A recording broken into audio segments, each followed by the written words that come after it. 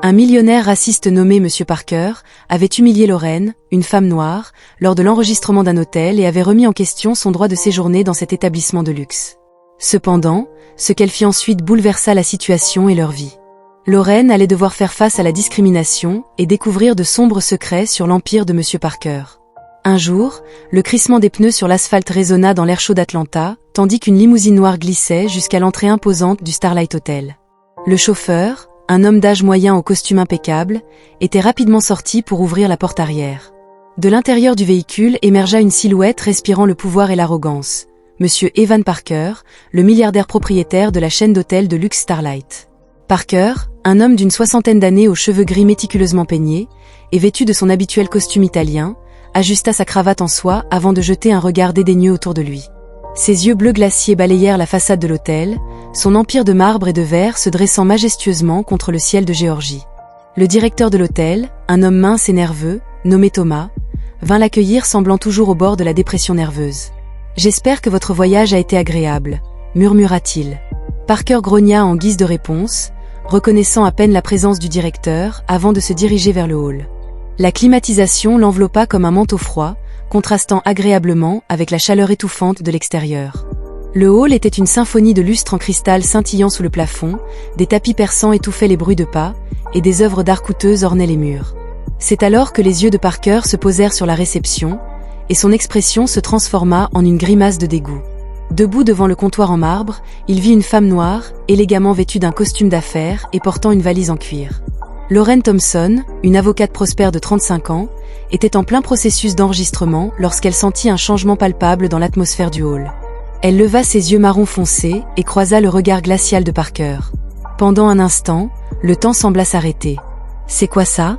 tonna la voix de Parker dans le hall, forçant tout le monde à se retourner. « Depuis quand permettez-vous à ce genre de personnes d'utiliser l'entrée principale ?»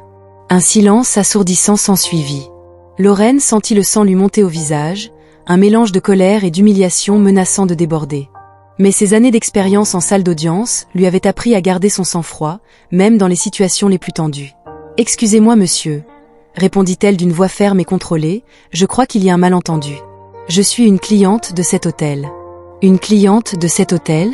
Il se tourna vers le directeur, qui semblait vouloir disparaître dans le sol en marbre. « Thomas, expliquez-moi comment cela est possible. » « Monsieur Parker, mademoiselle Thompson a fait une réservation régulière, elle est une avocate renommée. »« Je me fiche qu'elle soit la reine d'Angleterre, » l'interrompit Parker, sa voix résonnant dans le hall. « C'est un établissement chic, nous avons des standards à maintenir. » Lorraine avança alors, ses yeux brillant d'indignation et de détermination. « Je présume que vous vous appelez Parker. Écoutez, soyons clairs, j'ai tous les droits d'être ici. J'ai payé mon séjour comme n'importe quel autre client. » Parker se tourna vers elle, son visage empreint de dédain. « Écoute-moi bien, sale gamine gâtée, tu es peut-être entrée ici, mais des gens comme toi n'ont pas leur place dans un endroit comme celui-ci. Pourquoi ne nous rendrais-tu pas service et n'irais-tu pas dans un établissement plus approprié ?» Le hall entier semblait retenir son souffle. Le personnel échangeait des regards nerveux, tandis que les autres clients observaient la scène, entre le choc et malaise. Lorraine ressentit une vague de fureur, mais elle garda sa voix calme et posée. « Monsieur Parker, vos propos sont non seulement profondément offensants, mais ils constituent une discrimination. C'est illégal. » Parker se moqua ouvertement de ces paroles. « C'est une propriété privée chérie. Je décide qui reste et qui part. » À ce moment-là, Lorraine prit une décision. Elle redressa ses épaules, leva le menton et planta son regard dans celui de Parker. « Très bien, monsieur Parker. Si c'est ainsi que vous faites les choses ici, alors peut-être qu'il est temps que quelqu'un change les règles du jeu. » Avec ces mots, elle prit sa valise et se dirigea vers la sortie, laissant derrière elle un hall plongé dans un silence stupéfait. Mais alors qu'elle s'éloignait, son esprit travaillait déjà à formuler un plan. Elle ne s'arrêterait pas là. Evan Parker avait commis une grave erreur, et Lorraine était déterminée à obtenir justice. Parker ignorait que cette confrontation dans le hall ne serait que le début.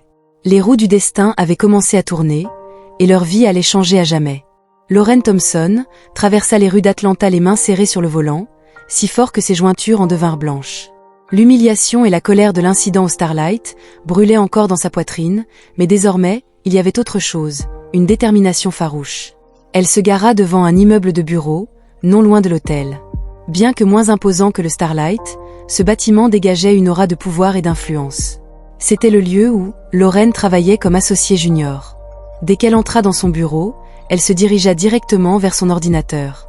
Ses doigts volèrent sur le clavier, alors qu'elle commençait à rechercher tout ce qu'elle pouvait trouver sur Evan Parker et sa chaîne d'hôtel Starlight. Sa concentration fut interrompue par une voix douce. C'était Sarah, son assistante. Elle pensait que Lorraine était en vacances et se demandait ce qui s'était passé. Lorraine hésita un instant, avant de parler à Sarah de l'incident à l'hôtel.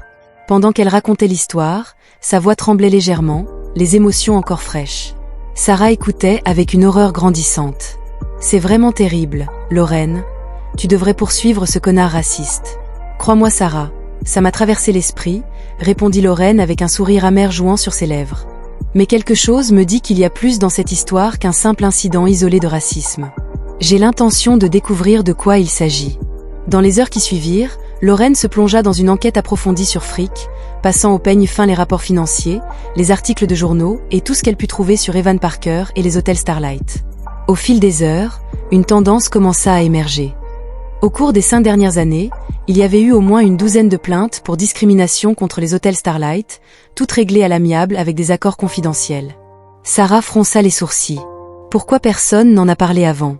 Lorraine répondit, ses yeux brillants d'indignation et de triomphe. Parker a assez d'argent pour faire taire les gens. Mais je parie qu'il y a bien plus sous la surface. Pendant ce temps, au Starlight Hotel, Evan Parker se trouvait dans son bureau privé, dans une chambre luxueuse au dernier étage avec une vue panoramique sur la ville. Il tenait un verre de whisky cher, les glaçons tintant contre le cristal alors qu'il le faisait tourner distraitement. Il appela Thomas, son manager, qui entra dans la pièce, l'air plus nerveux que d'habitude. « Cette situation dans le hall est-elle résolue ?» demanda Parker. Thomas déglutit difficilement. « Oui, monsieur Parker. Madame Thompson est partie et n'est pas revenue. Mais peut-être devrions-nous envisager de... » Parker l'interrompit brusquement. « Envisager de laisser quelqu'un ruiner la réputation que j'ai bâtie au fil des décennies ? Pas question. Les choses continueront comme elles l'ont toujours été. » Thomas acquiesça, sachant que discuter serait inutile. Ce que Parker ignorait, c'était qu'à ce moment précis, les actions de Lorraine allaient déclencher une série d'événements qui ébranleraient les fondations de son empire. De retour dans le bureau de Lorraine, une découverte choquante la fit halter. Sarah, en regardant cela, se rendit compte que les hôtels Starlight étaient liés à une société écran faisant l'objet d'une enquête pour trafic d'êtres humains. Ses yeux s'écarquillèrent. « Mon Dieu, Lorraine, c'est bien plus grand que ce que nous pensions. » Lorraine hocha la tête, ressentant un mélange d'horreur et de détermination. « Et c'est pourquoi nous ne pouvons pas nous arrêter maintenant. Nous devons creuser plus profondément. » Cette nuit-là, alors que la ville d'Atlanta dormait, 2 forces étaient en mouvement. Dans son bureau, Lorraine poursuivait son enquête implacable, déterminée à révéler la vérité derrière l'empire de Parker. Au Starlight Hotel, Parker dormait d'un sommeil agité, ignorant que son monde était sur le point de s'effondrer. La pleine lune planait sur la ville, et ses ombres dansaient dans les rues vides, comme pour présager des sombres secrets sur le point d'être révélés. Le soleil venait à peine de se lever lorsque Lorraine revint à l'hôtel Starlight. Cette fois, elle n'entra pas par la porte d'entrée, mais se dirigea vers l'arrière du bâtiment, là où le personnel arrivait pour commencer son travail. Lorraine se fondit facilement dans la foule des femmes de ménage, des cuisiniers et des autres employés entrant dans l'hôtel. Son cœur battait dans sa poitrine, consciente du risque qu'elle prenait, mais les découvertes de la nuit précédente la poussaient à avancer. Dans le vestiaire du personnel, Lorraine s'approcha d'une jeune femme de chambre qui avait l'air nerveuse et fatiguée. « Bonjour, je m'appelle Lorraine, j'ai besoin de ton aide. » La femme de chambre, dont le badge portait le nom de Maria, la regarda avec suspicion. « Qu'est-ce que tu veux ?» Lorraine prit une profonde inspiration. « Je sais que des choses terribles se passent dans cet hôtel, des choses que monsieur Parker essaie de cacher. Je suis ici pour essayer de l'arrêter, mais j'ai besoin d'informations privilégiées. » Les yeux de Maria s'écarquillèrent de peur, mais il y avait aussi une lueur d'espoir. « Vous savez, à propos des filles. » Lorraine sentit un frisson lui parcourir le dos. « Les filles ?» Maria regarda nerveusement autour d'elle avant de murmurer. « Parfois, tard dans la nuit, nous voyons des hommes amener des jeunes filles dans les chambres VIP. Elles ont l'air effrayées, et nous ne les voyons jamais repartir. » Lorraine confirma que la situation était très grave et demanda à Maria si elle accepterait de l'aider à rassembler des preuves. Maria hésita longtemps avant d'acquiescer lentement. « Oui, mais j'ai peur. » Lorraine avait promis de protéger Maria, en posant une main réconfortante sur celle de cette dernière. Pendant ce temps, dans le luxueux bureau d'Evan Parker, une réunion tendue se déroulait. Parker était assis derrière son imposant bureau, fixant un homme à l'air sévère de l'autre côté. Le détective Harding était présent, et Parker, avec un mélange de charme et de menace voilée dans la voix, lui fit comprendre la délicatesse de la situation. Jack Harding, un homme d'âge moyen aux yeux perçants et à l'expression méfiante, écoutait, les bras croisés. Parker souriait, mais le sourire n'atteignait pas ses yeux. Il parlait d'allégations infondées, insinuant subtilement qu'il avait assez de pouvoir pour mettre fin à la carrière du détective avec un simple appel. Harding, bien que conscient de cette menace, sentait quelque chose en lui se rebeller contre l'idée de laisser tomber l'enquête. Il affirma qu'il allait mener ses recherches, quoi qu'il arrive. En quittant le bureau, Harding ressentit le poids du monde sur ses épaules, conscient qu'il risquait tout, sa carrière, sa réputation, et même voir sa vie. Mais l'idée de jeune fille victime de trafic humain sous son nez était trop lourde à supporter. De leur côté, Lorraine et Maria avaient commencé leur dangereuse mission. Maria, grâce à sa position de femme de chambre, pouvait accéder à des zones de l'hôtel normalement interdites aux clients. Discrètement, elle documentait les activités suspectes à l'aide d'un petit téléphone portable que Lorraine lui avait donné. Lorraine, de son côté, utilisait ses compétences juridiques pour examiner les dossiers financiers de l'hôtel à la recherche d'incohérences pouvant indiquer du blanchiment d'argent ou d'autres activités illégales. Au fil des jours, le réseau d'alliés de Lorraine s'était élargi. James, un portier qui avait depuis longtemps des soupçons sur les activités sombres de l'hôtel, s'était joint à leur cause. Emily, une réceptionniste ayant été témoin des traitements inhumains infligés par Parker, offrit également son aide. Cependant, à mesure que l'enquête progressait, Lorraine réalisa qu'il s'attaquait à quelque chose de bien plus vaste et dangereux qu'il ne l'avait initialement imaginé. L'empire de Parker n'était pas limité à l'hôtel Starlight. Il s'étendait à un réseau complexe d'entreprises et de politiciens corrompus qui contrôlaient toute la ville d'Atlanta et bien au-delà. Une nuit, alors que Lorraine travaillait tard dans son bureau, elle reçut un message crypté d'une source anonyme. Son contenu la fit halter. La lumière des étoiles n'est que la pointe de l'iceberg. Parker est impliqué avec la Triade, méfiez-vous du Dragon Rouge. La Triade, une organisation criminelle mondialement connue pour sa brutalité, aurait aidé Parker à dissimuler ses activités illégales pendant tout ce temps. À cet instant, Lorraine comprit qu'elle ne luttait plus simplement contre un homme raciste et ses préjugés. Elle se retrouvait face à une organisation criminelle internationale dotée de ressources et de connexions bien au-delà de ce qu'elle avait imaginé. Lorraine regarda par la fenêtre de son bureau, observant les lumières scintillantes d'Atlanta. Quelque part dans cette ville, des innocents étaient victimes d'un système corrompu qui les considérait comme des marchandises. Elle sentit le poids de la responsabilité sur ses épaules, mais une détermination la poussait à continuer. Elle se promit de démanteler ce réseau de corruption et de rendre justice à ceux qui n'avaient pas de voix. Ce que Lorraine ignorait, c'était que sa détermination allait bientôt être mise à l'épreuve de manière inimaginable. Les forces qu'elle défiait n'allaient pas rester inactives alors que leur empire était menacé. La véritable bataille ne faisait que commencer, et le prix de la victoire pourrait être bien plus élevé que ce qu'elle était prête à payer. Les jours se transformèrent en semaines, et Lorraine sentait qu'elle se rapprochait de quelque chose d'important. Ces nuits étaient consacrées à déchiffrer des documents, à relier les points et à monter un dossier capable d'impliquer non seulement Parker, mais aussi tout le réseau criminel qui se cachait derrière lui. Pourtant, à mesure que l'enquête avançait, elle commença à remarquer des signes troublants. Des voitures inconnues garées près de son appartement, pendant de longues périodes, des appels étranges au milieu de la nuit, et un sentiment constant d'être surveillée. Un après-midi, alors qu'elle rentrait chez elle, Lorraine remarqua qu'un homme la suivait. Son cœur s'emballa lorsqu'elle reconnut le visage. C'était l'un des gardes de sécurité du Starlight Hotel. Elle accéléra le pas, tourna rapidement à un coin de rue et entra dans un magasin bondé. Quand elle en sortit quelques minutes plus tard, l'homme avait disparu. Cette nuit-là, Lorraine reçut un appel de Maria, son alliée à l'intérieur de l'hôtel. La voix de la femme de chambre tremblait de peur. Maria murmura que Parker était furieux, qu'il interrogeait tout le personnel, soupçonnant que quelqu'un divulguait des informations. Lorraine sentit un nœud dans son estomac et dit à Maria qu'elle devait sortir de là, que ce n'était pas sûr. Maria refusa, expliquant que sa famille avait besoin de ce travail. Avant que Lorraine ne puisse insister, la ligne fut coupée. Pendant ce temps, au Starlight Hotel, Parker faisait les 100 pas dans son bureau, le visage rouge de rage. Thomas, le manager, tremblait dans un coin. Parker rugissait, demandant comment cette femme avait pu obtenir ces informations. Thomas, balbutiant, suggéra timidement de reconsidérer leurs opérations.